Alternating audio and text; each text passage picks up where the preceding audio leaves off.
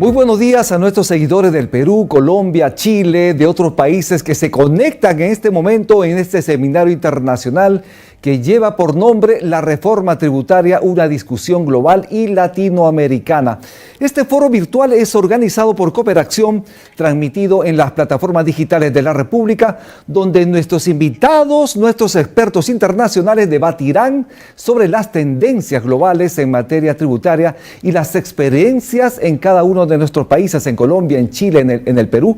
Y a usted que recién se conecta, muchísimas gracias por hacerlo. Lo invitamos a compartir este seminario virtual para que más personas puedan participar. Allí también es importante indicarle que puede usted comentar, puede mandar sus preguntas, es importante esta interacción. Le recordamos que estamos en vivo a través del Facebook de la República, estamos en Twitter y estamos también en YouTube.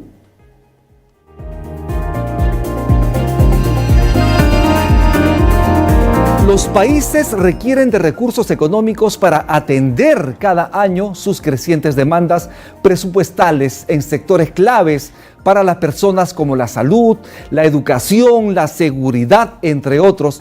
Pero también hay que estar preparados con recursos para atender con celeridad cualquier emergencia. Sin embargo, en momentos donde se estima que habrá crecimiento en el precio del cobre, del oro, entre otros metales que muchos expertos consideran son ganancias extraordinarias, urge definir los escenarios donde los países y sus estados puedan también recibir una parte de esos mayores ingresos que debe servir no solo para apuntalar sus finanzas públicas, sino también para tener ese colchón de recursos tan necesario para atender las emergencias. Por ejemplo, para recuperar y reconstruir la infraestructura perdida en los territorios que fueron impactados, en el caso del Perú, por las torrenciales lluvias en el norte del país a través de estos deslizamientos y huaicos en diferentes zonas del Perú. Este seminario se enmarca en un contexto donde la justicia tributaria está en la agenda mundial. Por ejemplo, los países del G20 aprobaron aplicar un impuesto mínimo global a las empresas transnacionales. El presidente Biden en Estados Unidos busca se apruebe un impuesto a los multimillonarios. El Banco Central Europeo y el Fondo Monetario Internacional ya han manifestado que los estados deben implementar políticas para que las empresas más rentables y las personas más ricas aporten en momentos de crisis. Pero en Latinoamérica también varios países tratan de impulsar reformas de este tipo. En Colombia, por ejemplo, se convocó a una cumbre ministerial para un pacto fiscal en la región y la próxima semana, el 15 y el 16 de mayo, habrá una precumbre en Santiago de Chile. Entonces estamos en un momento importantísimo donde los precios de los minerales están altos y se compara también al superciclo de precios de entre el año 2003 y el año 2013, pero en este momento debido a la transición energética, es decir, el paso del uso del petróleo hacia la electricidad, hace que la demanda de minerales como el cobre tenga una tendencia creciente.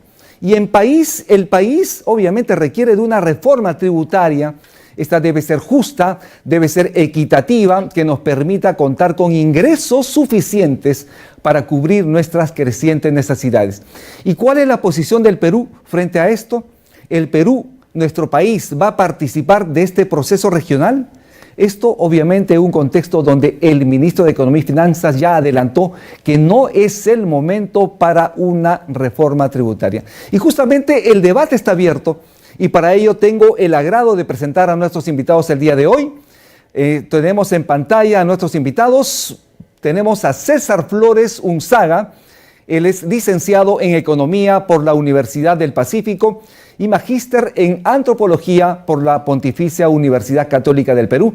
Actualmente es investigador del Grupo Justicia Fiscal Perú, miembro del Consejo Directivo de la ONG Cooperación, y es importante indicar también que él ha participado y tiene varias obras, una de ellas relacionadas a la minería, la tributación en tiempos de pre y post pandemia. ¿Cómo estás? Bienvenido. ¿Cómo estás, César? Bienvenido. Bienvenido a este seminario. Gracias, Romy. contento, ¿no?, de participar en este intercambio. Genial. Y también tenemos a Pedro Franque. Pedro Franque es profesor principal del Departamento de Economía de la Pontificia Universidad Católica del Perú, ex ministro de Economía y Finanzas y una persona que impulsó en su momento, en su gestión, una reforma tributaria en el Congreso peruano. ¿Cómo estás, Pedro? Buenos días. Muy buenos días, Rumi, con todos. Muchísimas gracias. Y también tenemos a Susana Ruiz. Susana es coordinadora global para Oxfam Internacional sobre justicia fiscal. Ella se encuentra en España, si no me equivoco. ¿Cómo está, Susana? Buenos días. Hola, muy buenos días, Rumi. La verdad es que estoy en Lima. Estás Vengo en Lima. de estar en Bogotá, en uno de los espacios de participación en la cumbre, y estaré la semana próxima justamente en Santiago. Así que mucho más cerquita. Bienvenida, bienvenida. Y también tenemos a Ricardo Marnell. Él es economista chileno, candidato a doctor en macroeconomía por la Universidad de París y en la actualidad es comisionado de la Comisión Independiente para la Reforma de la Fiscalidad Internacional. Sirvió por más de 30 años en las Naciones Unidas, donde fue jefe de la Unidad de Asuntos Fiscales de CEPAL. ¿Cómo estás? Bienvenido, Ricardo. ¿Cómo estás? Hola, muchas gracias por la invitación. Y aquí yo desde Santiago de Chile, sobreviviendo al smog. Muchísimas gracias. Bueno, estos son nuestros invitados. A las personas que se conectan a este seminario importante, los invitamos también a compartir el programa en sus redes sociales. Vamos a dar inicio al seminario, pero antes recordarle a nuestros invitados que cada uno de ellos tiene 12 minutos para una primera participación, donde si así lo desean pueden también hacer uso de algunas ayudas visuales que vamos a proyectar en pantalla. Les recordamos también que terminada la exposición de nuestros 4 invitados, vamos a abrir los micros para un conversatorio. Bueno, cedo la palabra de inmediato a César Flores, quien debe abordar la situación de la reforma tributaria en el Perú, en Chile y en Colombia. Adelante, César. Gracias, Rumi. Tengo un PowerPoint. Por favor, si lo pueden proyectar. Excelente. Pues bueno, Rumi, ya has adelantado algunos de los puntos, ¿no?, que están en cuestión. O sea, ¿por qué? Y digamos, voy a tratar de complementar por lo que ya has comentado, ¿no? ¿Por qué es necesaria una reforma tributaria en países como Perú, Chile o Colombia, ¿no? Y lo primero que hay que decir, la siguiente, es que los estados, hablo del Estado peruano, el Estado colombiano, el Estado chileno, en general, en promedio, tienen una baja recaudación, ¿no? Acá vemos un comparativo de América Latina y nuestros países se encuentran en la franja inferior en términos de recaudación. El promedio en América Latina es alrededor del 26% y las economías y los países donde hay mayor bienestar tienen una recaudación de hasta 35% del PBI. ¿No? Con estos niveles de recaudación, básicamente es imposible abordar todas las deudas sociales y las necesidades que hay en los países, ¿no? La siguiente.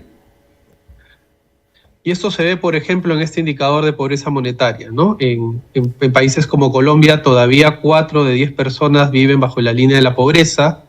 En el caso peruano, 1 de cada 4 personas se encuentran debajo de la línea de la pobreza, y en el caso de Chile, 1 de cada 10 personas, ¿no?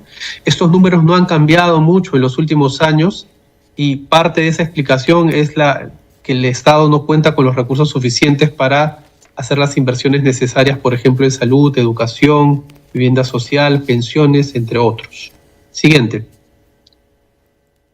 Y este quizás es el punto más central también y que explica esta reforma tributaria, ¿no? Y es el tema de la desigualdad de ingresos. Acá vemos en el lado derecho, entre estos corchetes rojos, el nivel de desigualdad en los países de América Latina, y vemos que esta desigualdad casi no se mueve después de impuestos, ¿no? En el lado izquierdo más bien vemos a países con economías avanzadas como Alemania, Dinamarca, Canadá, España, Francia, países de la Unión Europea, y vemos cómo la desigualdad se reduce sustancialmente luego de la aplicación de impuestos y transferencias, ¿no? Esto nos indica que no debemos esperar necesariamente a tener unas economías más grandes para buscar una menor desigualdad entre ricos y pobres en nuestros países, ¿no? Esto no va a suceder salvo que se apliquen reformas tributarias. Siguiente. Y en este marco, digamos, en los últimos 2 años han habido varias propuestas de reforma tributaria, ¿no? La primera fue en Perú, en octubre del 2021, en el que el Poder Ejecutivo pidió facultades para legislar en materia tributaria, fiscal, financiera y en reactivación económica. Posteriormente, en el 2022, en julio, el gobierno en Chile presenta una iniciativa de proyecto de ley para una reforma tributaria hacia un pacto fiscal por el desarrollo y la justicia social. También presenta indicaciones a un proyecto para modificar las regalías mineras en ese país. Y finalmente, Colombia en agosto del 2022 también hace lo propio y presenta una propuesta a la Cámara de Diputados para una reforma tributaria para la igualdad y la justicia social, ¿no? Vamos a ir viendo cada una de estas y cuáles son las coincidencias, ¿no? Siguiente, por favor. En el caso peruano, digamos, un tema importante, bueno, en los 3 casos, ¿no? Las reformas buscan una mayor recaudación, ¿no? Eso es un punto de partida, ¿no? Y ya hemos visto que la recaudación en estos 3 países es especialmente baja, ¿no? Pero un segundo punto, y acá lo he remarcado en letras azules y subrayado, es que se buscaba corregir la estructura tributaria de nuestros países, ¿no? Buscar una mayor progresividad, es decir, que las personas y los sectores con mayores ingresos empiecen a tributar más en relación a los sectores más desfavorecidos o con menores ingresos en nuestros países, ¿no? Esto con el afán de reducir las inequidades en el sistema tributario y en la sociedad, además, ¿no? En el caso peruano también se buscó avanzar en otros temas como la formalización y ampliación de la base tributaria, ¿no? También combatir la evasión y la elusión fiscal, racionalizar beneficios y tratamientos preferenciales, hacer más eficiente la resolución de controversias tributarias, que como sabemos existen varias empresas que tienen litigios contra el Estado, a veces por montos millonarios, ¿no? Mayores a los $1.000 millones, y son juicios que a veces demoran 15 a 20 años sin ser resueltos, ¿no? Y también, por último, medidas para promover la inversión privada y la competitividad. Siguiente. Acá vemos la estructura de la propuesta de reforma tributaria en Perú y vemos que acá va a haber una coincidencia en los 3 casos. En el lado izquierdo vemos que hay medidas que efectivamente buscan modificaciones en el impuesto a la renta para una mayor progresividad, es decir, que los sectores de mayores ingresos se empiecen a pagar más. Y en el lado derecho, en el círculo amarillo, podemos ver que también se solicitó medidas legislativas para modificar el régimen tributario minero, ¿no? De hecho, se solicitó apoyo del Fondo Monetario Internacional en su momento, y el Fondo Monetario Internacional señaló en un estudio que podía elevarse la presión tributaria del sector minero entre un 3 y 4%, sin perder competitividad internacional, ¿no? En el caso peruano, como ya mencioné, hubo otras medidas para luchar contra la evasión, contra el incumplimiento, medidas también para la política tributaria municipal, para simplificar la política tributaria para las pequeñas empresas, incentivos también tributarios para el sector acuícola y forestal, y también se planteaba introducir la recaudación en lo que es la economía digital, ¿no? Que es una de las nuevas tendencias en el mundo. Siguiente. En el caso de Chile, también, digamos, un primer objetivo es lograr una mayor recaudación. Gracias. Y un segundo punto, sí, y ahí coincidimos con el caso del Perú, es buscar una mayor progresividad, ¿no? En el sistema tributario chileno también, para que aquellos sectores de mayores ingresos den una mayor contribución y también reducir las desigualdades en el país, ¿no? También se buscó aumentar la productividad de la economía a través de medidas que fomentan la inversión en desarrollo y tecnología, innovación, una mayor eficiencia y modernización tributaria y reducción de costos de cumplimiento, una reforma tributaria también para las pymes y la clase media, y buscar una legitimidad recaudatoria en el sistema. La siguiente. Acá vamos a ver también, está en el círculo rojo, una reforma en lo que es el impuesto a la renta, ¿no? También para buscar una mayor progresividad de este sistema, ¿no? Que grave de manera mayor, ¿no?, a los sectores de mayores ingresos. Y también en el caso de Chile, a diferencia de Perú, se plantea un impuesto a la riqueza, ¿no?, que es algo que también se va a plantear en el caso de Colombia a través de un impuesto al patrimonio. En el lado derecho vemos un círculo amarillo que también en Chile y ya desde el 2018 se viene planteando diversas propuestas para modificar las regalías mineras en ese país, ¿no? Han habido también otras propuestas para reducir la elusión, combatir la elusión, impuestos correctivos, también ambientales, y bueno, era todo un paquete que buscaba, digamos, mejorar la recaudación y hacerla más eficiente y justa. Siguiente.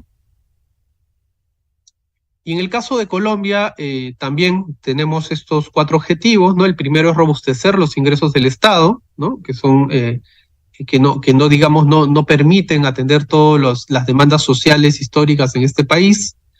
En segundo punto, fortalecer la tributación de los sujetos con mayor capacidad contributiva. Nuevamente, el punto acá es posicionar la progresividad del sistema tributario en Colombia. Y a su vez, el tercer y cuarto objetivo eran reforzar la lucha contra la evasión, abuso y elusión, y promover el mejoramiento también de la salud pública y medio ambiente a través de impuestos correctivos. Siguiente.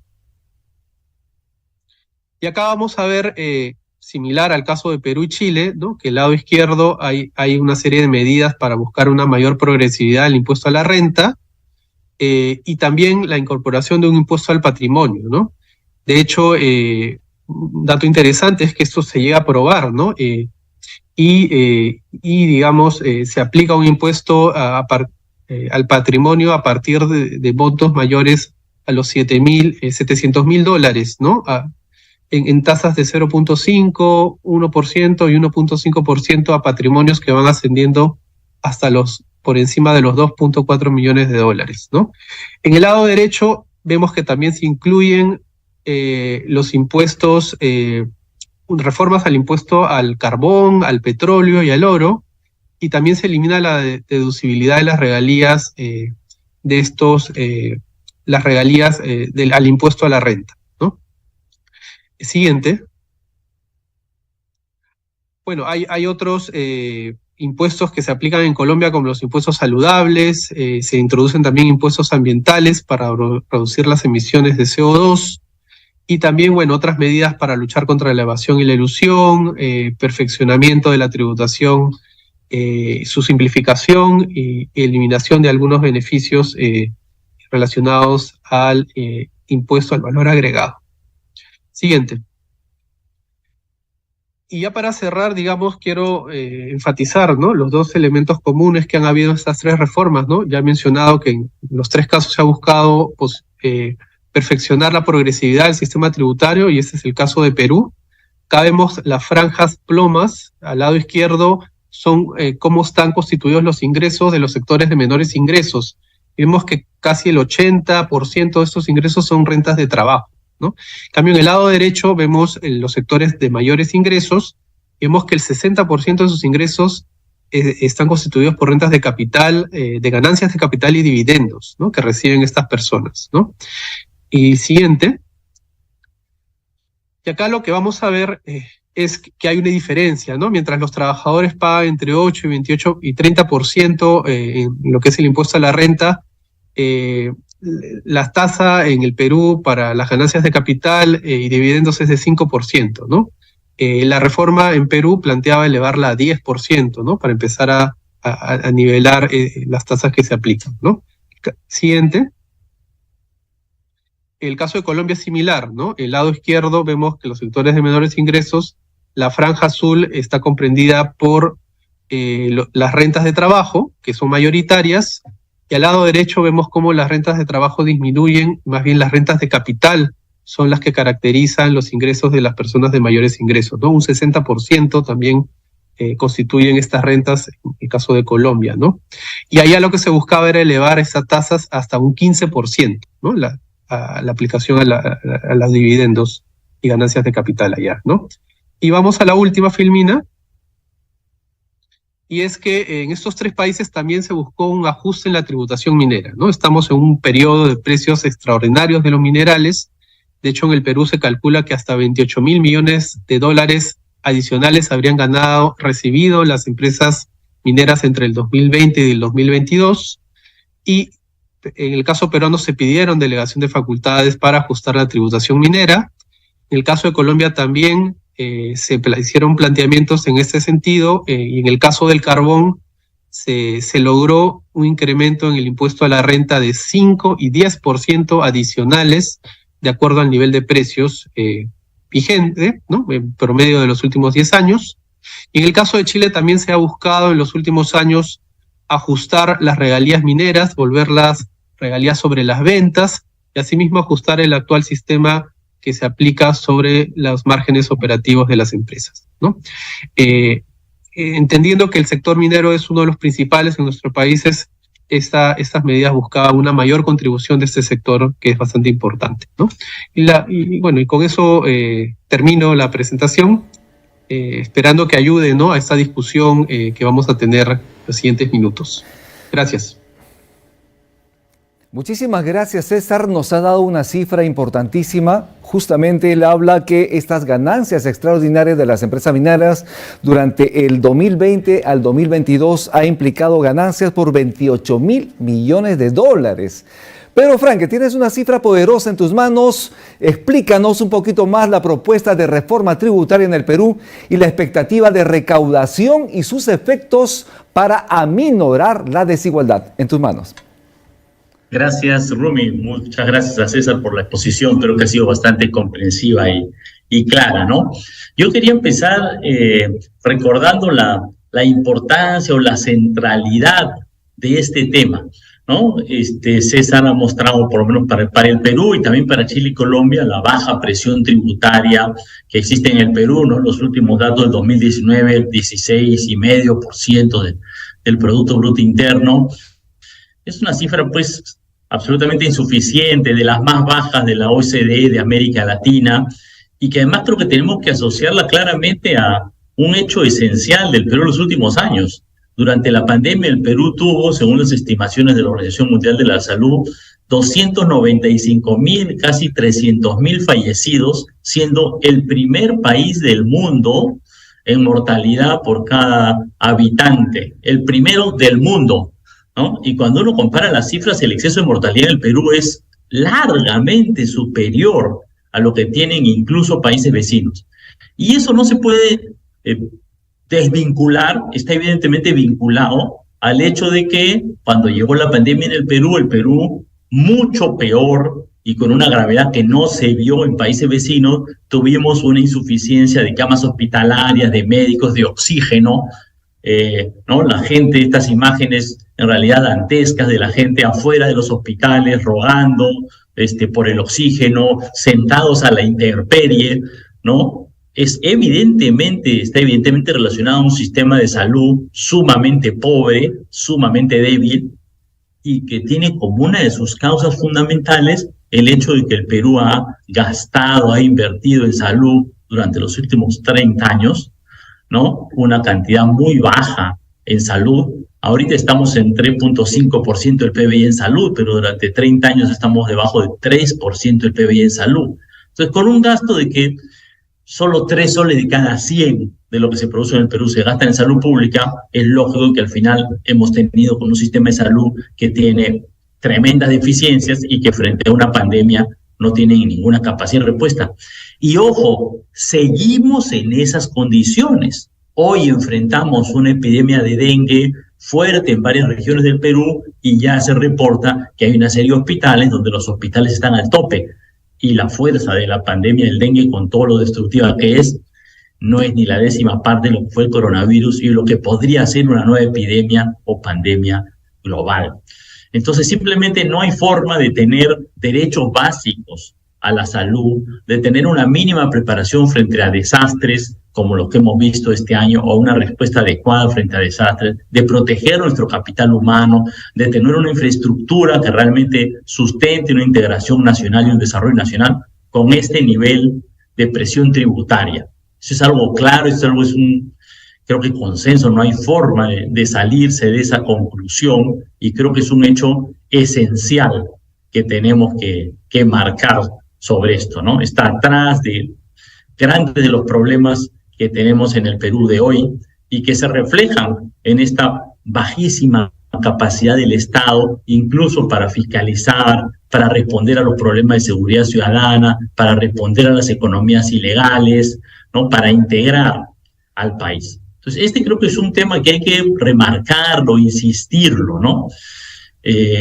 Si uno mira el Perú en el mediano y largo plazo, hoy es difícil verlo así, pero si vemos el Perú en el mediano y largo plazo, me parece que es inescapable la conclusión de que con esta presión tributaria, con estos ingresos fiscales, no hay forma de tener, como digo, salud, educación, infraestructura mínima, seguridad ciudadana básica para tener un Estado que le dé a los ciudadanos lo mínimo para poder vivir adecuadamente y progresar hacia el futuro. Y eso plantea como un tema central el tema de la reforma tributaria.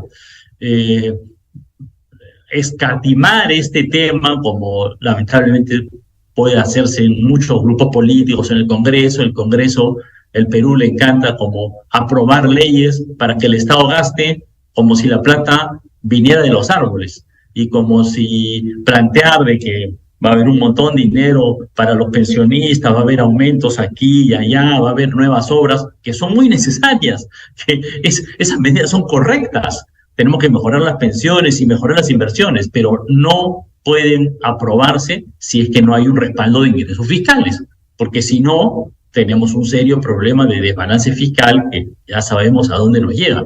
El Perú tiene un espacio fiscal, hablaremos ahora un poquito más, pero ese espacio fiscal no es infinito. Lo segundo que quiero decir es que la coyuntura en el Perú ha sido pues de un giro político enorme, ¿no? Tenemos un régimen que, bueno, tiene las manos manchadas de sangre, no se puede decir de otra manera, pero que implica también un poder, ¿no? Un regreso del poder a grupos oligárquicos, a grandes grupos de poder económico, eso está muy claro.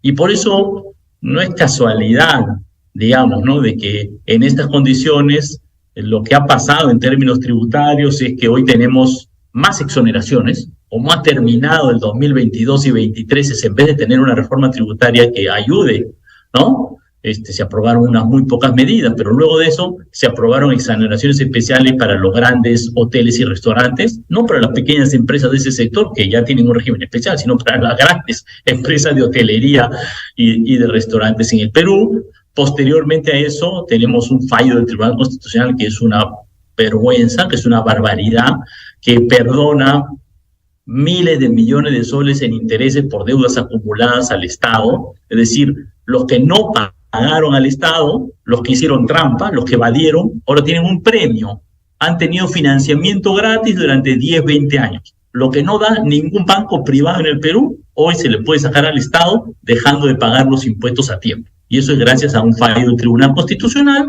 nombrado por este Congreso que responde a los intereses de las grandes empresas, claramente. Entonces hay un tema político del fondo respecto a cómo se configura el poder en el Perú, ¿no? De quiénes están en el poder y qué están mirando, ¿no? Están priorizando sus intereses mercantilistas, corporativos, de corto plazo, de ahorrarse millones de soles para los evasores y no están pensando en las necesidades del futuro del Perú.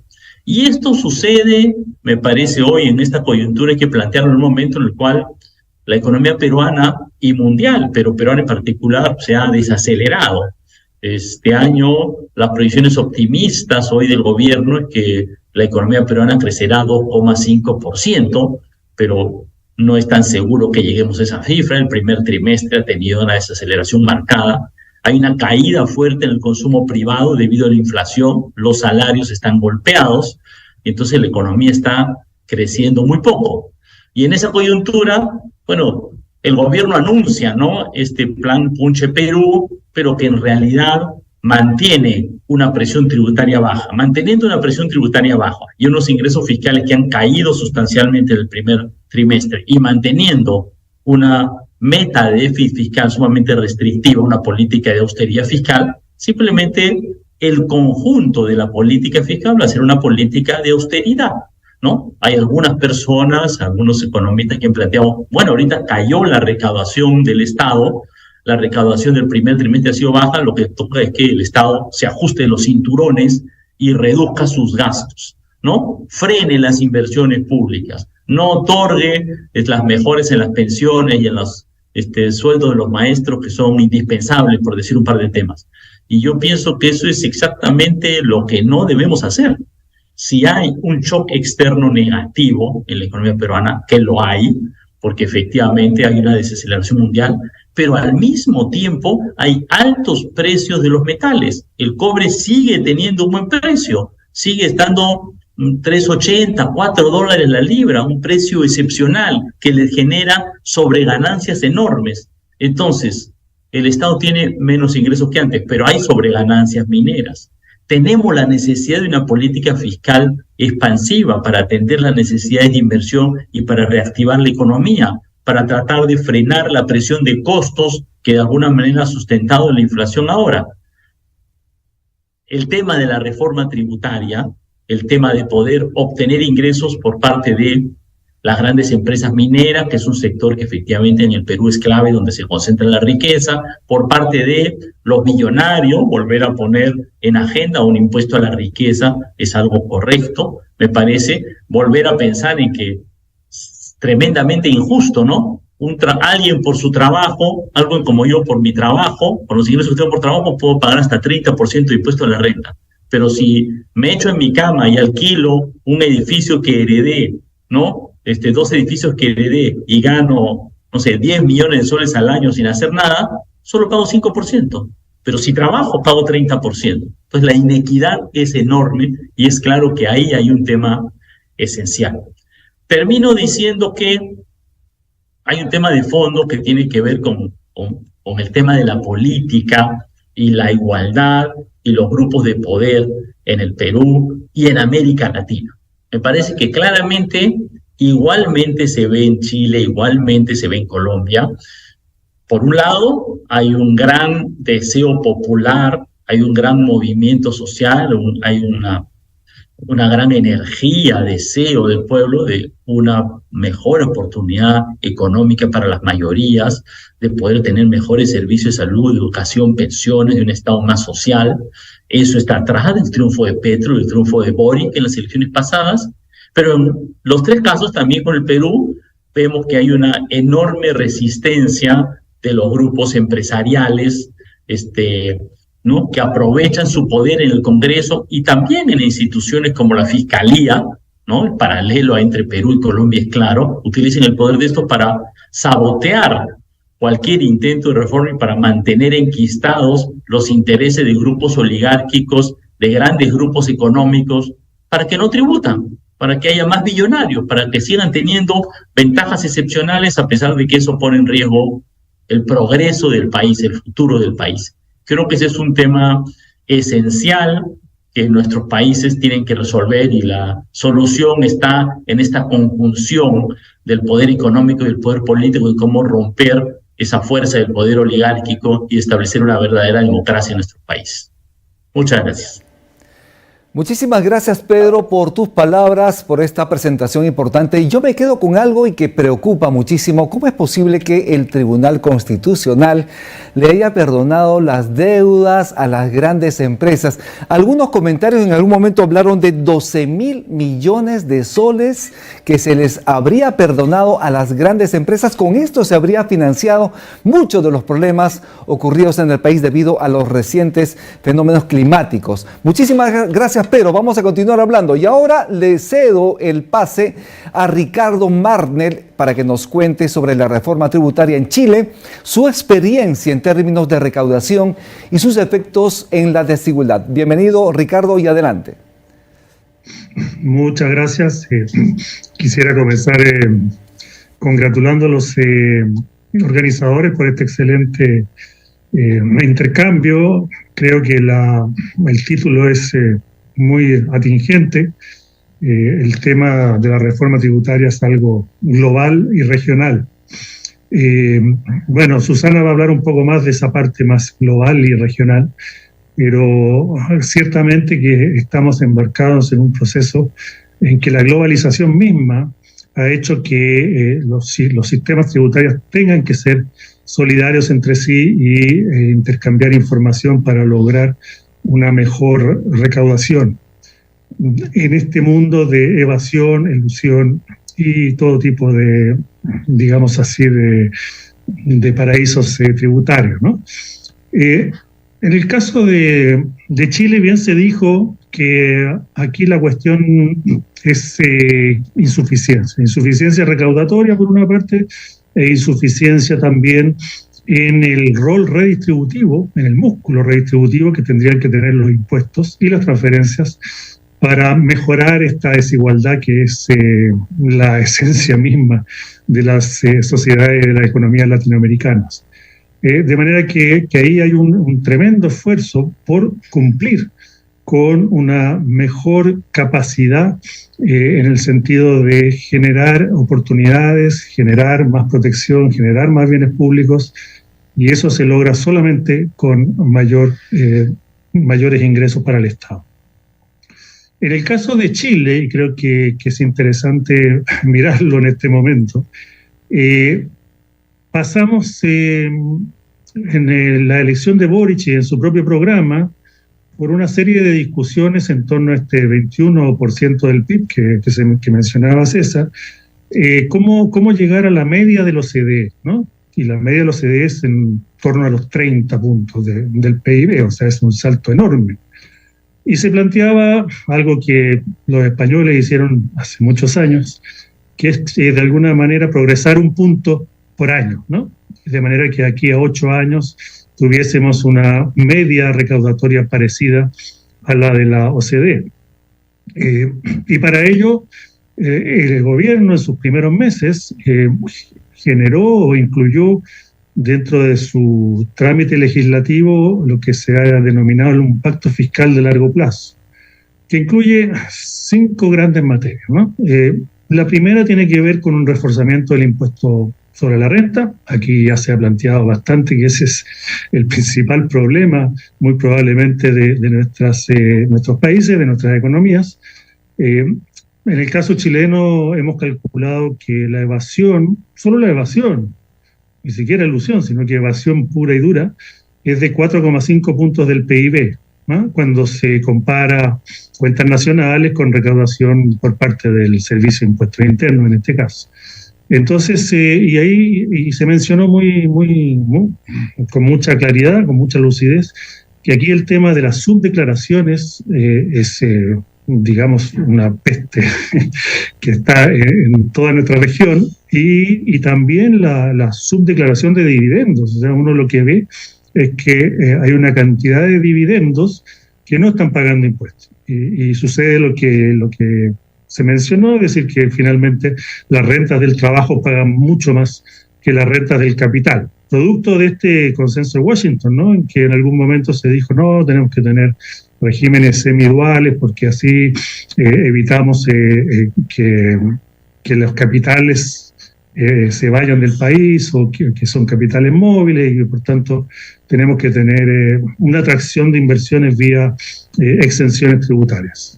Eso no se ha cambiado en ninguna parte de la región. En fin, entonces ahí tenemos un primer elemento, que era el elemento de generar un reforzamiento del impuesto sobre la renta de las personas en particular, y que tuviese que implicar algo así como 1,5 puntos para este gobierno de mayor recaudación.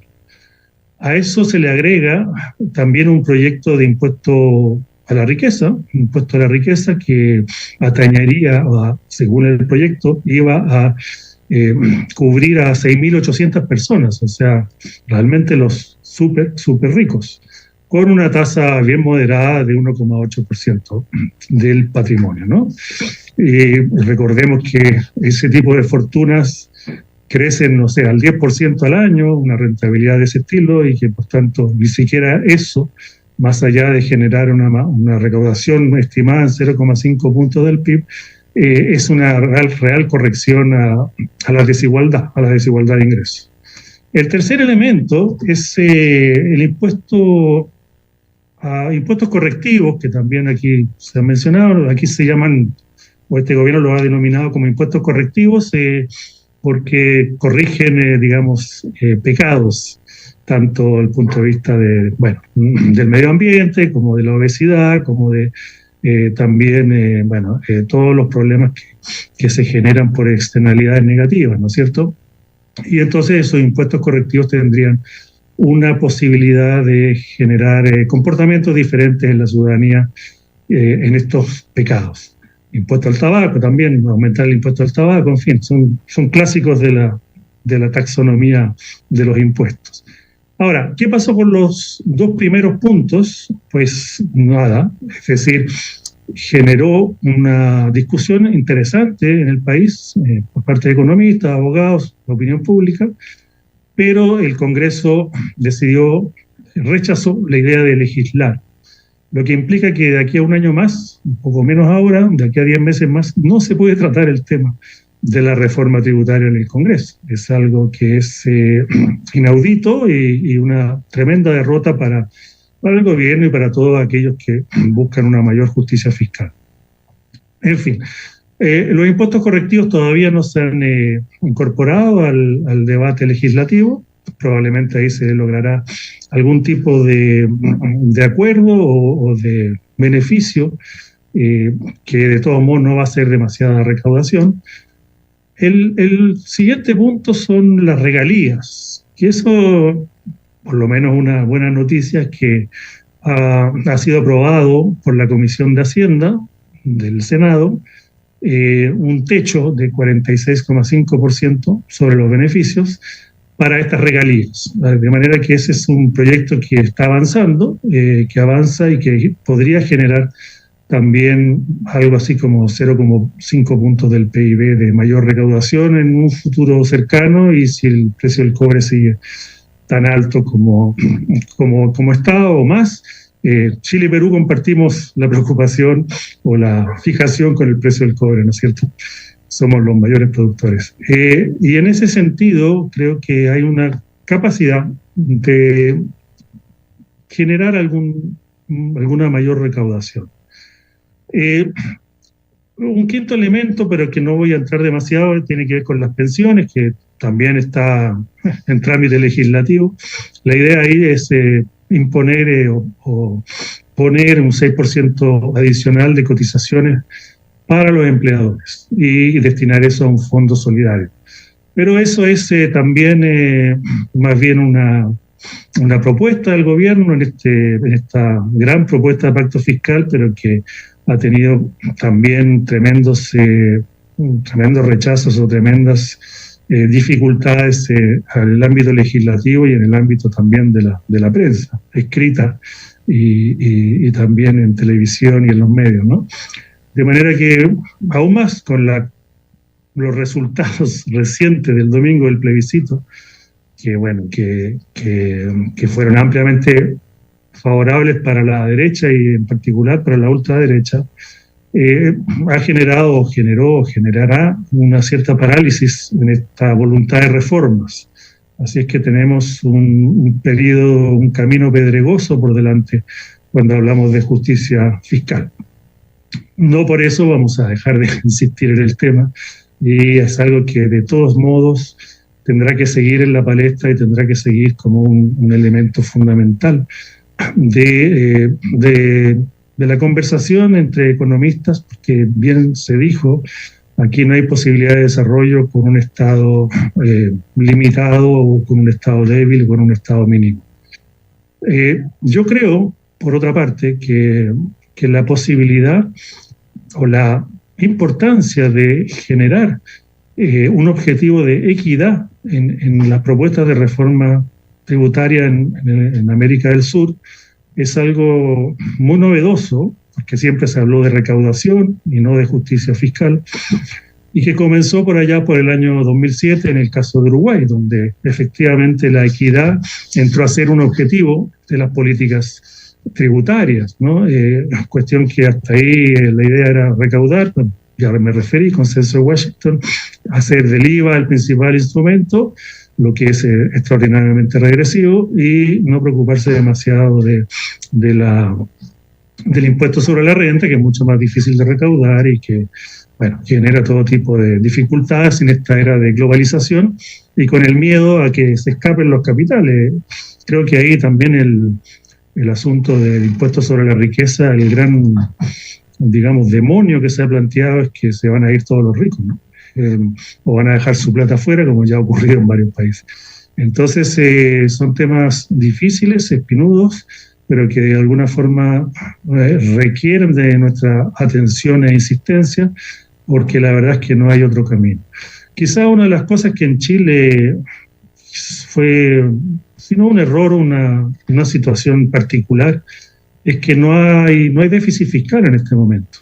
Con la bonanza del cobre, con algún crecimiento que hubo el año pasado, y con el retiro de las ayudas a las personas con desempleo o más desacomodadas,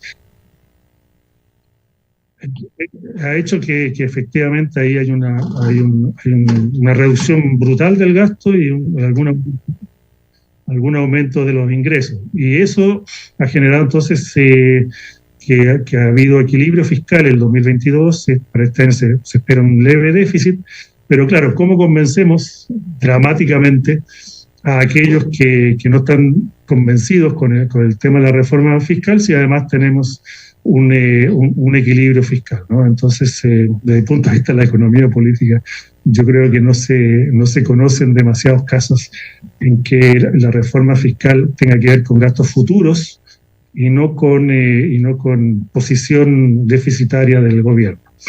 Termino ahí.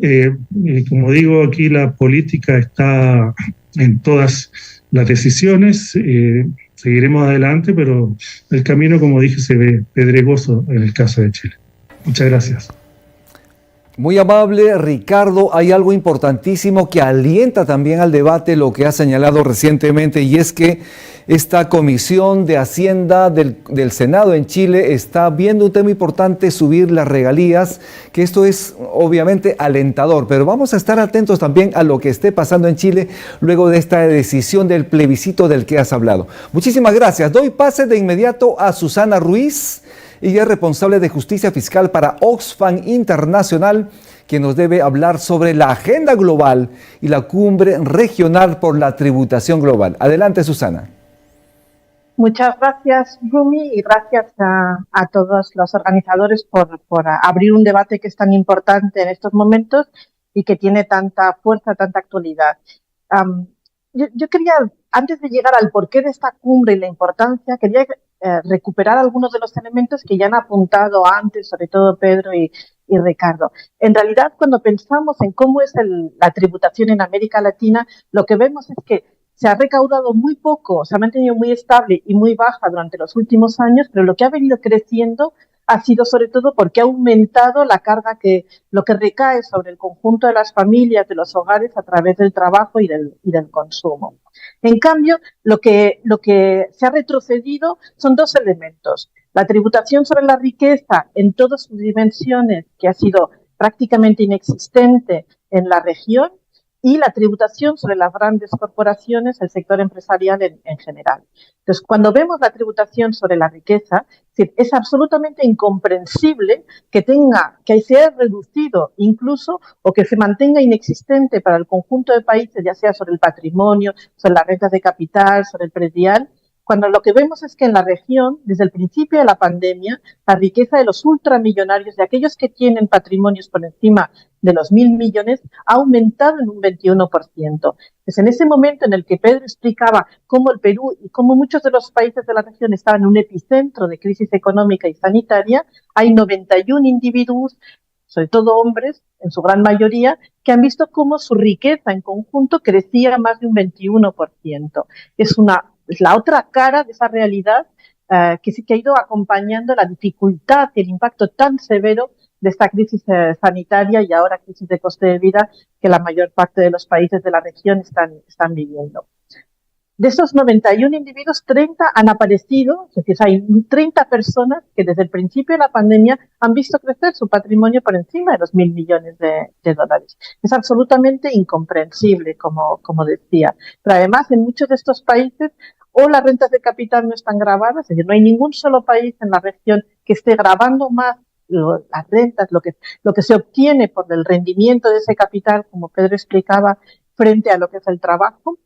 Y hay solamente 5 países en los que se grava las rentas el patrimonio y hay muy pocos países que están gravando de forma adecuada también las herencias, lo que significa que de estos 91 individuos, 17 estarían en países donde no se grava absolutamente nada la riqueza, y supondría que de toda la riqueza acumulada de estos 91 individuos, 658.000 millones de dólares que pasarían a las próximas generaciones completamente desfiscalizadas, sin pagar ni un solo impuesto, sin nada a cambio.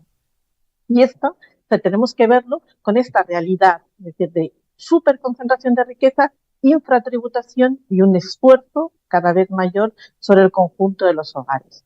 Pero el comportamiento del sector empresarial, la contribución sobre las utilidades, sobre el sector empresarial, ha sido muy parecido. Lo que hemos visto es cómo los beneficios empresariales se han recuperado muy rápidamente a pesar del contexto de crisis, como en algunos sectores, como la minería, en especial el cobre, en el caso de Chile y Perú, están viendo beneficios indicadores como nunca se habían visto. En realidad, la contribución en general del sector empresarial sobre las utilidades ha ido cayendo a lo largo de estos últimos años. Incluso lo que hemos visto es cómo se han ido intensificando los procesos de utilización de los paraísos fiscales para desplazar artificialmente una parte de esas utilidades hacia esos territorios de tributación baja, nula o de mucha mayor opacidad. Entonces tenemos un triángulo absolutamente perverso de mayor concentración de la riqueza, pero muy poca contribución de esa riqueza a los ingresos tributarios, sostener el esfuerzo público a través de esa riqueza generada, una tributación, un esfuerzo fiscal que va aumentando sobre las familias a través del consumo y del trabajo, y un sector empresarial que no está aportando lo suficiente, y menos cuando vemos que se ha ido recuperando de una forma mucho más rápida que el resto de la sociedad. Entonces, ¿qué es lo que vemos? Es decir, parte del problema de por qué el sector empresarial no ha estado contribuyendo y sigue sin contribuir lo suficiente, o puede todavía tener la posibilidad de utilizar paraísos fiscales de una forma muy desproporcionada, es porque quedan muchos vacíos en la agenda, en cómo se están poniendo los mecanismos de control en los países. Y poner freno al desplazamiento artificial de las utilidades de las grandes corporaciones hacia paraísos fiscales requiere de un esfuerzo nacional, pero también de una coordinación global y regional. Esa coordinación regional, como Rumi decía al principio, es lo que ha dado lugar a un proceso muy largo e intenso que ha estado liderado por el G20 y que ha sido mandatado a la OCDE. Y que se empezó en el año 2012, llevamos 10 años en un proceso para intentar repensar unas reglas del juego que se adapten en realidad a los nuevos modelos empresariales y permitan una contribución mucho más eficiente allí donde están generando valor esas grandes corporaciones. Y en particular con la explosión de la economía digital. ¿Qué es lo que ocurre? Es que esas reglas del juego en realidad se habían diseñado hace 100 años, están completamente obsoletas, mientras que la velocidad a la que han ido cambiando los modelos empresariales durante este tiempo ha ido permitiendo que se aprovechen muchos de los vacíos legislativos entre todos los países. Entonces, el proyecto del G20 y la OCDE en intentar repensar esas reglas del juego. Y lo que se concluyó en octubre de 2021 sí eran unas nuevas reglas del juego, pero son unas reglas del juego que en realidad benefician esencialmente a los países, a las economías ricas.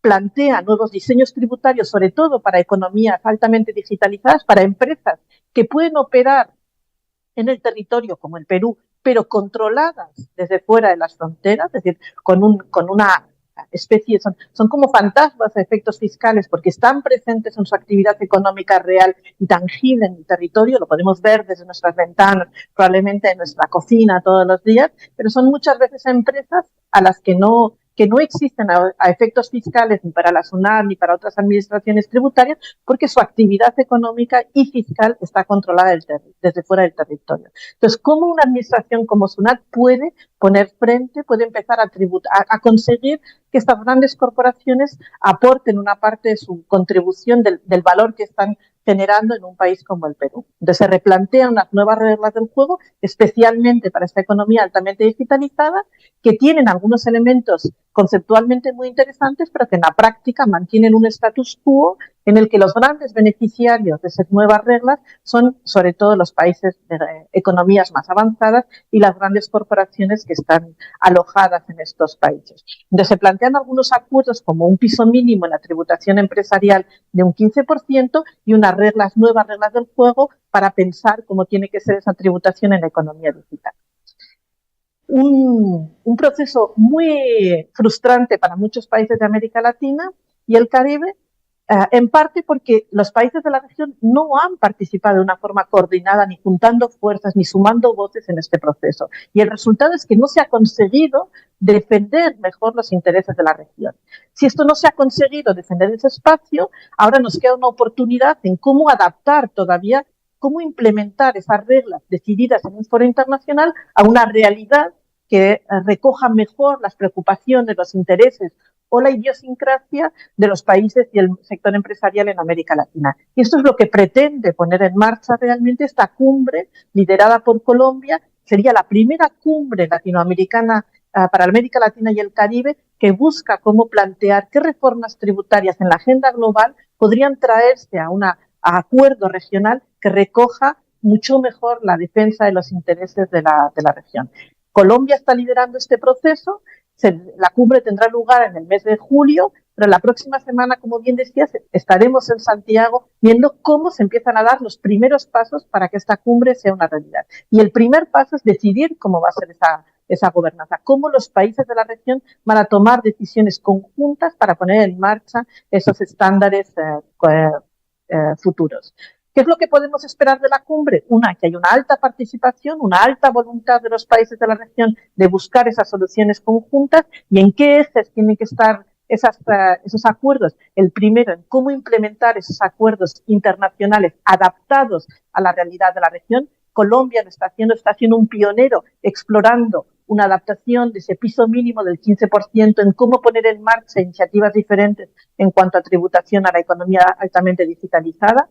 Necesitamos también ver una realidad de cómo empezamos a explorar una coordinación en cuanto a la tributación, cómo se están produciendo esos incentivos tributarios de los que ya han estado hablando mis antes, que están creando una competencia desleal entre muchos países de la región. Necesitamos explorar de una forma conjunta cómo podemos afrontar desde América Latina y el Caribe un futuro en el que podamos ver mecanismos de tributación sobre la riqueza no al menos coordinados en su implementación, sí consensuados en la importancia que tienen que tener y en la necesidad de hacerlos de una forma coordinada. Esta cumbre es la oportunidad de juntar fuerzas, de juntar voces, tanto para tener un efecto de influencia en la posición y defensa de los intereses en los espacios internacionales, pero como para generar también un efecto de arrastre, un efecto dominó en la región que por primera vez, plantee cara a los intereses creados de élites económicas y empresariales y decida que una crisis como esta, las distintas crisis a las que nos enfrentamos, solo pueden lograrse desde la defensa de los intereses colectivos con una tributación mucho más justa. Y eso significa poner en la agenda una tributación sobre la riqueza, abordar una tributación justa sobre las grandes corporaciones, especialmente una economía altamente digitalizada, poner cota a los paraísos fiscales, abordar también esa competencia desleal en los incentivos tributarios y poner en el centro la vida, el para qué.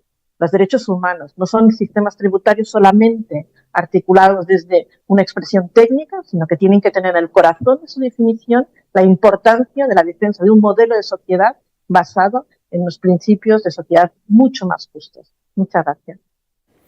Bien, muchísimas gracias Susana Ruiz por esta explicación interesante, darnos este marco global también y anticiparnos también lo que va a ocurrir, lo que puede ocurrir, lo que debemos hacer los países en esta cumbre regional que se viene. Muchísimas gracias.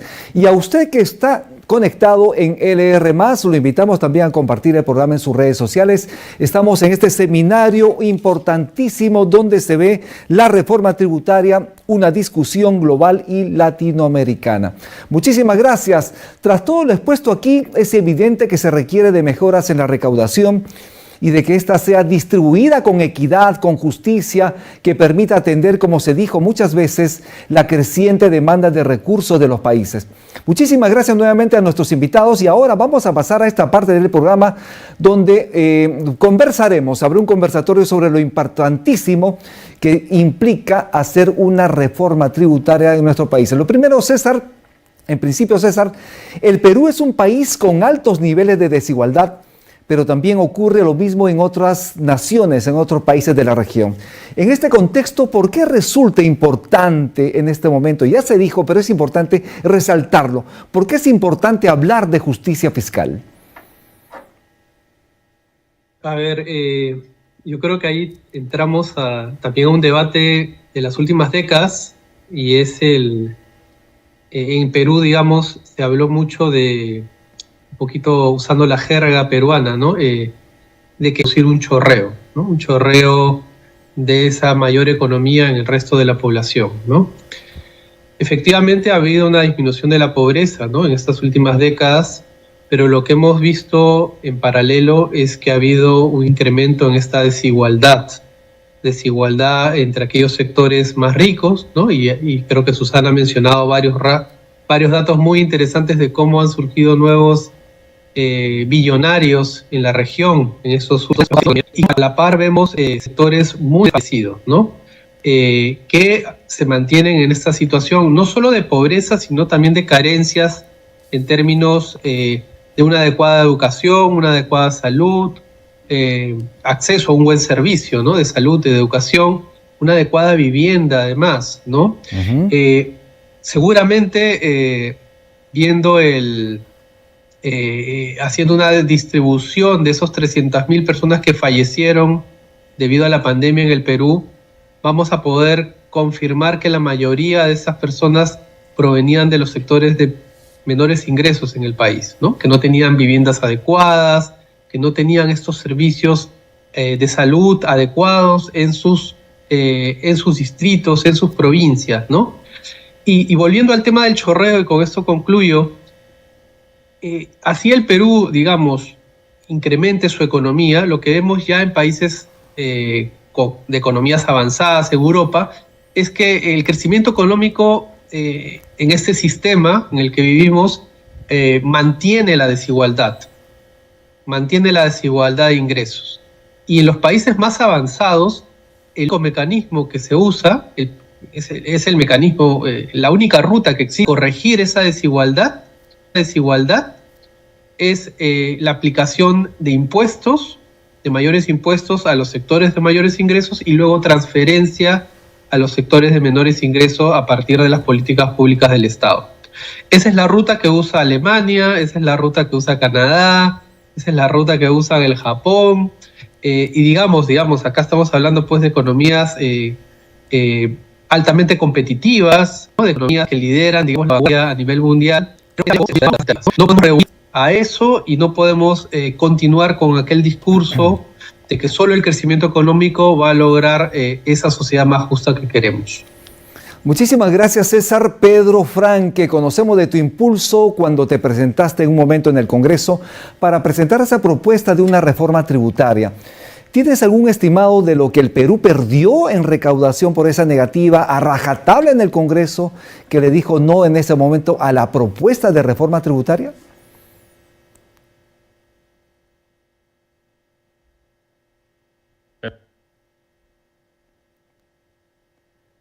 ¿No te escuchamos?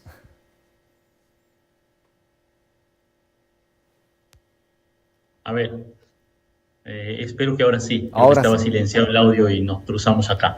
Sí, nuestras estimaciones en el momento es que podíamos tener una recaudación con la propuesta de 12.000 millones de soles en una primera etapa para poder avanzar en mediano plazo hacia un aumento de la recaudación de en torno de 1,5% a 2% del Producto Bruto Interno, que no es mucho, ¿no? Considerando que la presión tributaria en el Perú, como está ahí en el informe, 16%, 17%, ¿no? Todavía con 2% ni siquiera llegamos al 20%.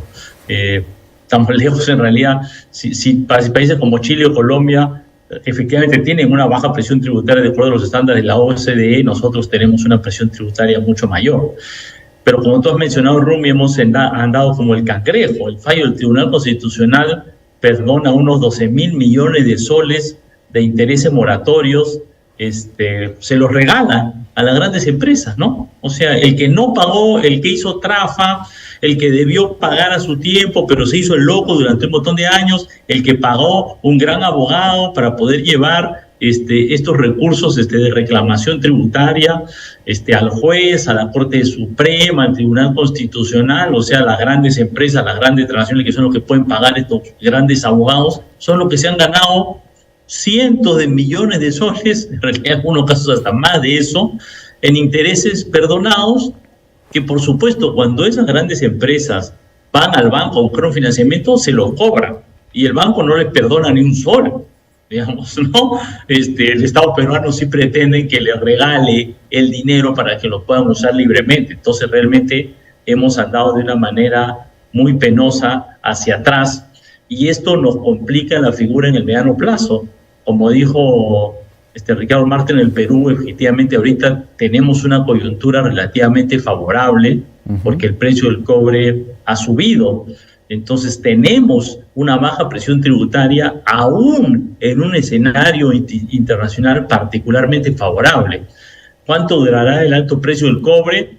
Bueno, es probable que dure varios años por un tema de transición energética mundial, pero aún así tenemos una deficiencia en cuanto a gasto en educación, en cuanto a sistema de salud y en cuanto a infraestructura, que es sumamente crítica, que afecta a las oportunidades económicas y de las condiciones de vida de las familias y también las posibilidades de progreso económico. Acabamos de ver la gran destrucción que han causado las lluvias en el norte, y cuánto nos va a costar reconstruir eso, y de dónde va a salir ese dinero si no es de un sistema tributario que tiene que ser necesariamente más justo. Entonces, efectivamente, creo que el problema en el Perú sigue siendo un problema crucial, y se perdió en el 2021 una oportunidad importante para tener una reforma que es sustancial para el Perú, y esta discusión tenemos que retomar. Y además, en un momento importante, Pedro, cuando no hemos aprendido nada, cuando tú lo has dicho también, solo se gastan 3 soles de cada 100 soles en salud. Esto obviamente es incomprensible lo que ocurre. La pandemia, lamentablemente, como lo ha señalado también NOSAP, lamentablemente son 300.000 fallecidos en el Perú, y es una situación que no debe volver a ocurrir. Ricardo Marnet, Chile y Perú lideran la producción y exportación de cobre y otros metales. ¿Considera que es posible mejorar el aporte tributario de estas actividades extractivas en este contexto de precios altos de los minerales?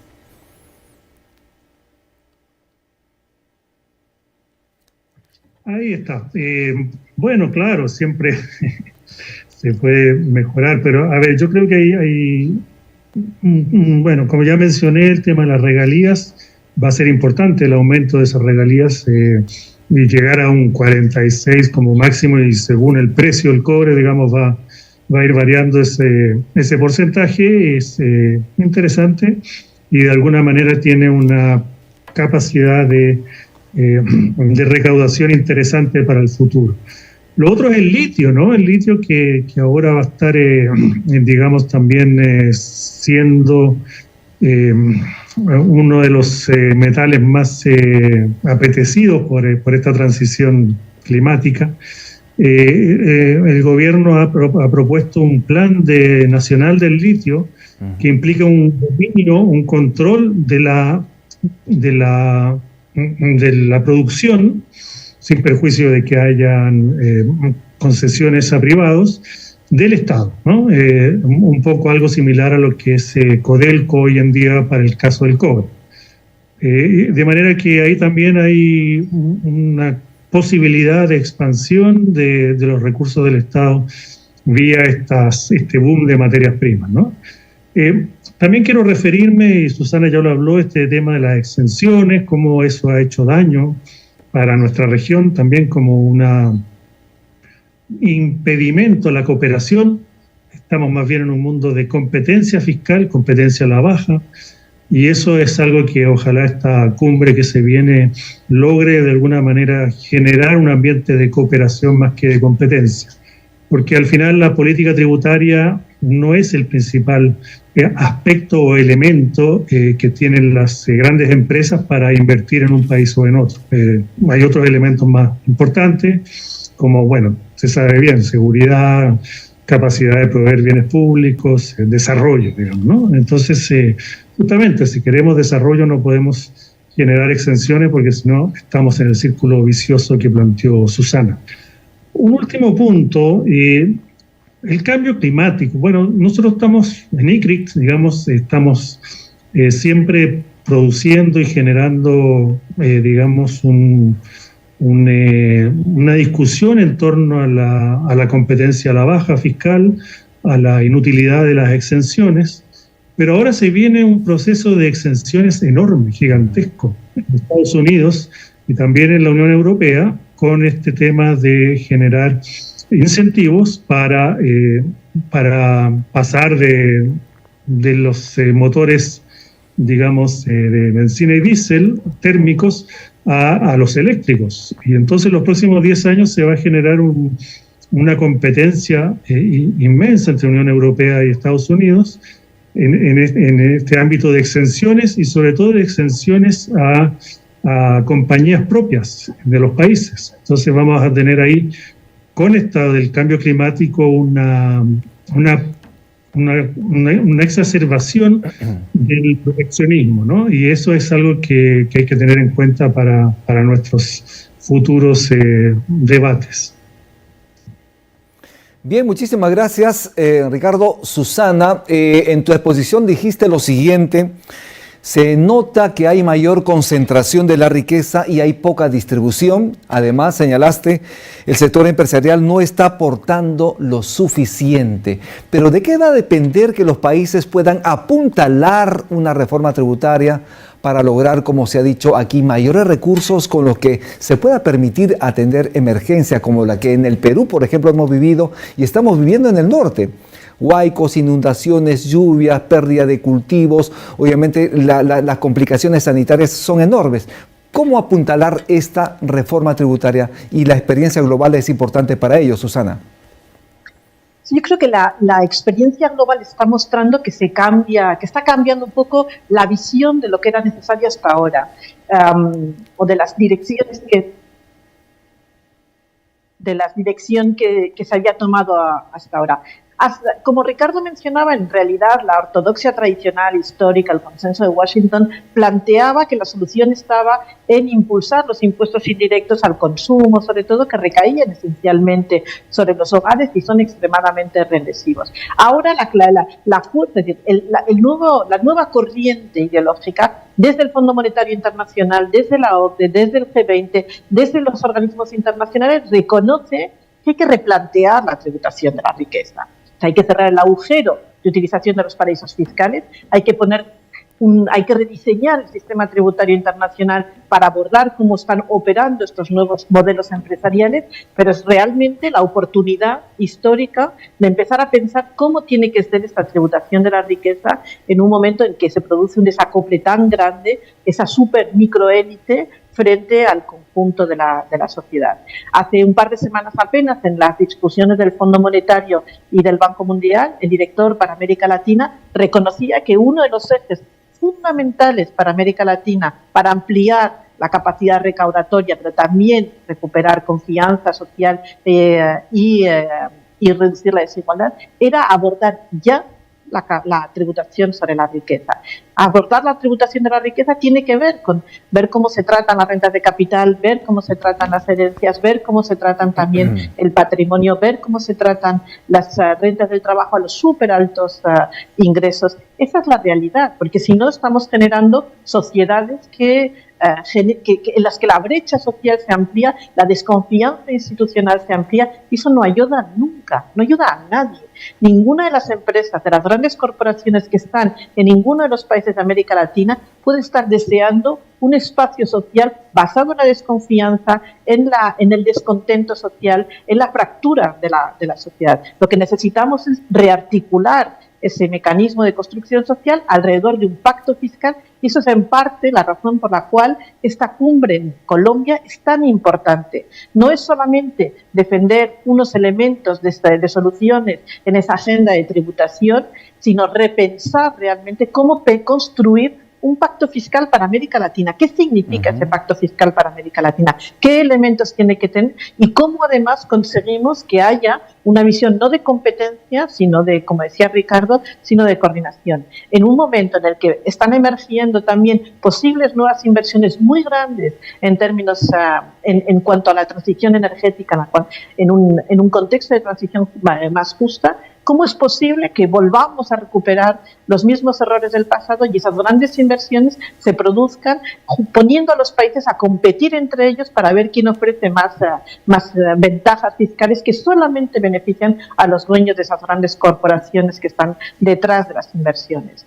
Entonces, es fundamental que los países de América Latina abran la cancha para coordinar, para pensar cuál es la prioridad, cómo hacerlos juntos para defender ese pacto fiscal que ponga en el centro la vida, la sostenibilidad realmente y una armonía social que es muy importante para garantizar también la mejora. Y que coyunturalmente el Perú no tenga un déficit fiscal, o en el caso de Chile, no es una razón suficiente, porque estamos viendo que son situaciones muy volátiles que dependen de condiciones externas, de altos precios de las materias primas, pero no están basados realmente en recoger cuáles son las aportaciones más justas que se podrían dar en el caso de los países. Si Perú no está listo en términos de mayorías políticas para abordar una reforma integral, sí puede elegir algunas de estas reformas tributarias basadas en el ejemplo de lo que otros países han estado haciendo, elegir algunas piezas de esa reforma para empezar a abrir la brecha de las reformas y participar con una voz activa también en este proceso de construcción colectiva por un pacto fiscal en América Latina que Colombia está liderando en estos momentos. Gracias, Susana. Nos has hecho recordar precisamente que se viene esta reunión importante en Colombia y a propósito de ello, César, estamos en ese momento, se ha convocado a esa cumbre ministerial que se realiza, si no me equivoco, en julio en Colombia, y para alcanzar este pacto fiscal en la región, obviamente habrá la presencia peruana desde el Ejecutivo, será acompañado desde la sociedad civil. Cuéntanos un poquito cómo será la participación peruana en esta cumbre importantísima. Hola, Sí, César. bueno, sí, ¿qué tal? Hay una participación desde la sociedad civil, ¿no? Que es importante. Desde varias organizaciones de la sociedad civil, ahí estamos Oxfam, Cooperación, el Grupo de Justicia Fiscal Perú, Latindad y otras organizaciones más que tienen un trabajo articulado de varios años y en el que hemos venido desarrollando varias propuestas. Y ahí, digamos, sería importante también que el Estado peruano se incorpore, ¿no?, a esta dinámica de manera activa. Y ahí yo quería dar un ejemplo, ¿no?, sobre la relevancia de lograr acuerdos, de lograr coordinaciones en este marco, ¿no? Yo vengo siguiendo desde hace un poco más de 10 años, quizás 15 años, todo el tema de la tributación minera en el Perú. Y uno de los argumentos que siempre ha estado ahí en la palestra es que no podemos cambiar absolutamente nada porque si no perdemos competitividad, ¿no? Y ahí, digamos, uno de los países en los que siempre, digamos, están los reflectores es Chile, ¿no? En el tema del cobre, el tema de la tributación minera, ¿no? Entonces, una de las lecciones que empezamos a sacar de la experiencia del 2021 y el 2022 alrededor de estas propuestas de reforma tributaria era que era necesario una mayor coordinación entre nuestros países, entre nuestros gobiernos, también con la participación de la sociedad civil, para lograr acuerdos comunes, ¿no? En un mundo en el cual hay una competencia por ver qué países baja más las tasas de impuestos, cuando vemos que más bien se requieren más impuestos para financiar la educación y la salud.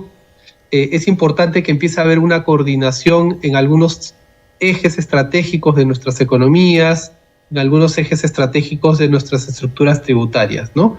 Creo que Perú y Chile, por ejemplo, podrían en algún momento, en un mediano plazo, lograr algún tipo de concordancia en lo que esperan de una tributación para el sector minero, ¿no? Y especialmente el sector minero del cobre, ¿no? Dado que Perú y Chile juntos casi representan casi un 40%, ¿no? De la oferta mundial de cobre. Entonces, yo creo que este ejercicio es clave, ¿no? Y esperemos que el gobierno peruano tenga la proactividad también de ser parte de este proceso. Gracias, César. Es importante entonces la participación. Ojalá que el gobierno, que el Estado peruano también forme parte de este proceso. Pedro Franque, estuviste en el Ministerio de Economía y Finanzas, asististe al Congreso peruano y el Congreso le dijo no a tu propuesta de reforma tributaria. Yo insisto en el tema porque el ministro de Economía también ha señalado recientemente que no es el momento de asistir a una reforma de este tipo. En este contexto, ¿qué hacer? ¿Cómo revertir, digamos, esta negación para impulsar una reforma tributaria que nos permita mayor recaudación fiscal y con eso, de alguna manera, atender esos crecientes problemas que tenemos en el país? Creo que la reforma tributaria hoy en el Perú y la discusión de la reforma tributaria en el Perú es indesligable del problema mayor de gobernabilidad que tenemos, ¿no? Hemos tenido pues unas grandes protestas sociales a fines del año pasado y comienzo de este año. La Comisión Interamericana de Derechos Humanos ya ha hablado de que en Ayacucho ha habido una masacre, ha habido decenas de muertos y tenemos un gobierno con muy escasa legitimidad. El Congreso, creo que la aprobación del Congreso en las encuestas está en 6%, más del 80% de la población rechaza al gobierno de Dina Boluarte. La mayoría de la población en todas las encuestas de opinión piensa que las elecciones deben adelantarse. Entonces yo creo que a esta situación no hay salida con el actual gobierno, ¿no? Claramente es un gobierno que está, digamos, empeñado al Congreso, donde dominan grandes grupos de poder económico que claramente han impuesto su agenda desde el comienzo y el gobierno sigue a pie juntillas esos intereses. Yo creo que la alternativa, siempre los temas tributarios y de política económica que implican una redistribución del ingreso y cobrar impuestos a quienes más tienen un alto contenido político, creo que tienen un alto contenido democrático. Y si no logramos eso, vamos a seguir manteniendo una democracia que ya no es democracia, como dicen algunas canciones, o que es un régimen híbrido, según el reporte del Economist, ¿no? Creo que avanzar en la democracia en el Perú requiere un replanteo respecto a las condiciones del gobierno, respecto a las condiciones inmediatas, y uno de los temas de fondo que creo que tiene que discutirse en el Perú, si queremos tener una democracia sostenible en el mediano plazo, es cómo tener una presión tributaria que realmente permita que el Estado dé derechos de educación y salud y conectividad para todos los peruanos. Y eso pasa indiscutiblemente por una reforma tributaria. Creo que hay que insistir en esto como parte de una discusión global mayor respecto de cómo reconducir el Perú hacia una senda de progreso y equidad, que es lo que necesitamos. Muchísimas gracias, Pedro. Ricardo, es tu turno. Quería insistir en un tema que has comentado también tú, y es que en el plebiscito los resultados han dado como ganador a la ultraderecha, y esto de alguna manera podría generar cierta parálisis en esa voluntad de poder realizar este tipo de reformas. Además, el 15 y el 16 de mayo, es decir, en pocos días, se realizará en Santiago de Chile esa precumbre por este mismo tema que estamos conversando el día de hoy. ¿Crees que en ese contexto político chileno, con una mayoría de ultraderecha que va a encargarse de esta redacción de la nueva Constitución, podría traerlos por los suelos este esfuerzo regional de alcanzar justicia fiscal? Bueno, la verdad es que es una paradoja, ¿no? Porque ganaron o son los consejeros constituyentes representantes del partido que no quería reforma constitucional, ¿no? Entonces, la verdad es que es un absurdo total, producto seguramente de la contingencia, y que, bueno, va a generar también nuevos caminos de polarización, porque al final tampoco es que la gente que impulsó este cambio, esta revolución de octubre de 2019 va a quedarse tranquila con esta situación. De manera que seguiremos en este proceso, que ha sido eterno, pero para responder a tu pregunta, yo diría que es evidente que hay si bien en el Congreso del Partido Republicano, la extrema derecha no está demasiado representado, pero sí la derecha tradicional va a tener la tentación de fortalecer su oposición para justamente competir con el Partido Republicano en votos, ¿no? Y de esa manera entonces va a ser más difícil generar acuerdos. Ahora, hay algo que a mí me interesa recalcar, que es lo siguiente. El tema de la recaudación o de la administración de impuestos no es solo reforma tributaria. Un ejemplo, México no ha hecho reforma tributaria a pesar de tener, como se llama, mayoría en el Congreso, sino que ha hecho más bien un cambio de régimen desde el punto de vista administrativo, ¿no? Del cálculo, y que como consecuencia ha hecho que ha subido un punto del PIB la recaudación sobre impuestos sobre la renta. Acá en Chile muy probablemente la nueva administración tributaria, que es bastante más, ¿cómo llamarla?, severa o eficiente que la anterior, que tenía como una especie de visión así medio blandengue de lo que es recaudar en los tramos más altos de ingreso, va a tener una mucho mayor fiscalización. Y eso es la otra parte de nuestra América Latina, la falta de fiscalización, la falta de fuerza de nuestras administraciones tributarias. Y también empecemos por ahí, no solo de las grandes reformas de mover tasas legisladas, sino que buscar de alguna manera por lo menos respetar las tasas que hay hoy, y no aquellas que se recaudan, que son muy inferiores a las que están legisladas. Entonces ahí hay un ámbito de crecimiento que creo que es importante recalcar. Muchísimas gracias, Ricardo. Susana, ¿cómo pasar de las palabras a la acción en esta agenda global por una mejor tributación y además avanzar a una mayor equidad en momentos donde también, como lo ha dicho Pedro Franque, organismos internacionales como el Fondo Monetario Internacional, por ejemplo, ha planteado, ha señalado que el Perú sí tiene espacio para incrementar los impuestos al sector minero, por ejemplo, sin que ello genere competitividad?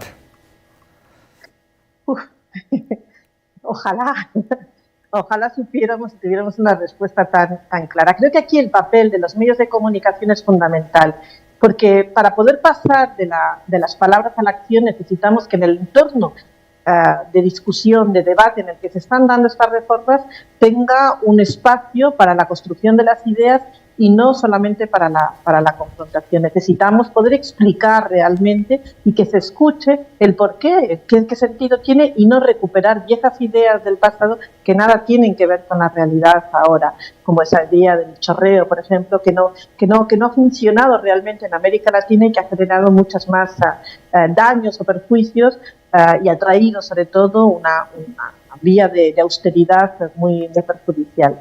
Creo que también es muy importante mantener el espacio de participación y de legitimidad de la sociedad civil, que es la quien recuerda, quien acompaña estos procesos y consigue también que se recuerde el para qué, que se ponga en el centro de los debates la necesidad no solamente de buscar soluciones técnicas, sino soluciones que refuercen esa confianza, esa articulación, esa reducción de las desigualdades, la garantía de derechos, la ampliación de los mecanismos de mitigación de pobreza y desigualdad a través de los sistemas fiscales. Por eso es muy importante que estemos trabajando con organizaciones, con redes como la Red de Justicia Fiscal Latinoamericana, en acompañar todo este proceso de cumbre en América Latina. Yo creo que también es importante poder acompañar y reconocer los esfuerzos y el liderazgo de algunos de estos países. No hay quizás mayor fuerza que el mostrar cuando un país, desde su ejemplo, puede poner en marcha algunos de estos mecanismos y romper con algunas de estas viejas ideologías que no han funcionado, pero que generan falsos debates. En este caso, el debate que desde Chile se ha puesto en marcha, pero la posibilidad, que vamos a ver la semana que viene en Chile, pero la posibilidad y el liderazgo de Colombia son fundamentales, y veremos también ahí cómo se producen en Brasil y en otros países. Así que diría que es fundamental mantener una construcción de la opinión pública fuerte y serena desde los medios de comunicación, sin restringir las voces diferentes y alternativas, un refuerzo también de la legitimidad de la sociedad civil, participando, acompañando y elevando la presión en esos espacios. Y, en tercer lugar, el reconocimiento y el acompañamiento del liderazgo de algunos países que están mostrando desde la acción que eso es posible sin generar distorsiones negativas a su economía, a su crecimiento, o al revés, que están produciendo efectos positivos para reducir o mitigar la pobreza en algunos de sus países, y ahí reconocemos el esfuerzo y la importancia del papel de Colombia. Así que es importante mantener este debate y realmente no dejarlo solamente en buenas palabras, sino a llevarlo a la acción. Pero quiero decir una cosa importante, es que estamos en un momento en el que ese debate empieza a cambiar desde los organismos internacionales. Cuesta entender la dificultad para que ese debate cambie también y cale en países como Perú de una forma mucho más amplia. ¿Qué es lo que falla también? ¿Cómo conseguimos romper la dificultad de la generación de ideas que no se corresponden ni con el discurso de los organismos internacionales, ni con la voz de la ciudadanía, ni con la realidad del liderazgo de algunos de estos países? Y esa debería ser también una pregunta que nos planteemos estos días. Muchísimas gracias, Susana, y en esta última parte estamos ya casi por finalizar. Queremos hacer una ronda muy pequeñísima, solamente 15 segundos cada uno para despedirse de las audiencias y pueden redondear el tema que nos ha convocado. Empezamos, por favor, con César. Adelante.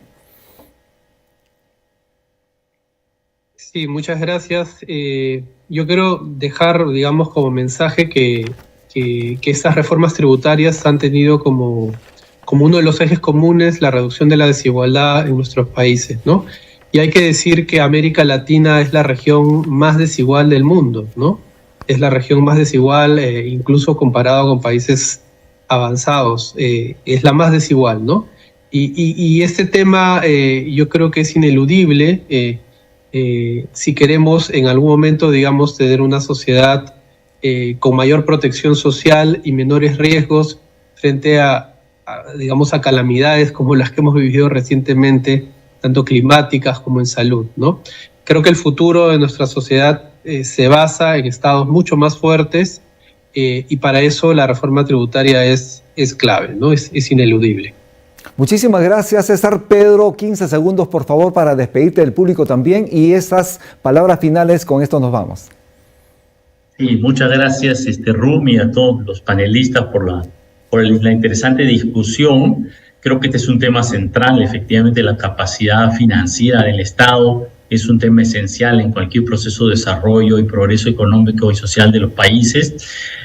Y creo que esta iniciativa que ha tomado Colombia de buscar una cumbre latinoamericana en relación a este tema para buscar una acción común es esencial en un mundo globalizado con el que estamos y con la nueva transformación digital y los servicios internacionales que enfrentamos. Así que yo creo que es una gran iniciativa y creo que hay que poner el empeño en que esto salga muy bien y pueda salir adelante, porque es un gran tema para nuestros países. Gracias. Muchísimas gracias, Pedro. Cedo la palabra entonces a Ricardo desde Santiago, Chile. Adelante, Ricardo.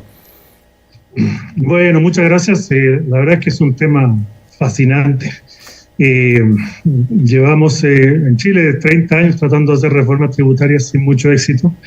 Y hay dos argumentos que encuentro yo que son bien falaces al respecto, ¿no? El primero es la falta de crecimiento, que no hay crecimiento, entonces ¿cómo vamos a hacer una reforma tributaria en este momento? Si eso lo que hace es mermar las inversiones, bueno, se sabe muy bien cuál es el guión.